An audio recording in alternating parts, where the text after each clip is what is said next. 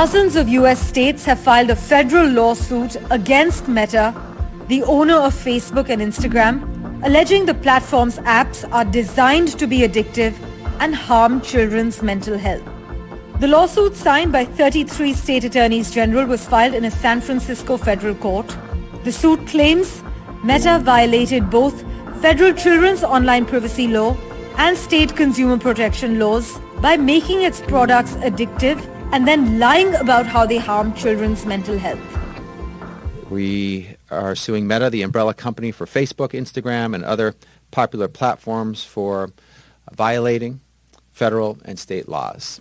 In seeking to bolster profits, Meta has repeatedly misled the public about the substantial dangers of its products. It has concealed the ways in which Instagram and Facebook exploit and manipulate its most vulnerable consumers, teenagers and children.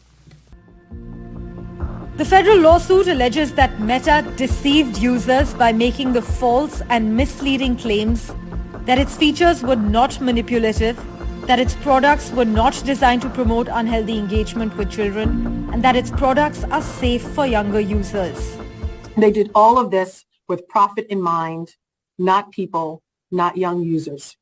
There is nothing wrong with looking to make a profit, but we allege in our complaint that Meta's unscrupulous and unconscionable conduct and its campaign of deception in order to pursue that profit has gone beyond what is legally permissible and has contributed to an ongoing mental health crisis among our children here in Massachusetts and, of course, across the country. Well, I also think partially the parents are at fault because they work double jobs and don't have enough time and are sort of happy that the children are busy, but I'm afraid it turns them into little robots, that it's not reality anymore, that they are unable to have real-life conversations, conflict resolution.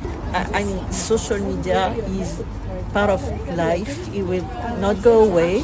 So I think it's us as parents who have to educate our children about social media.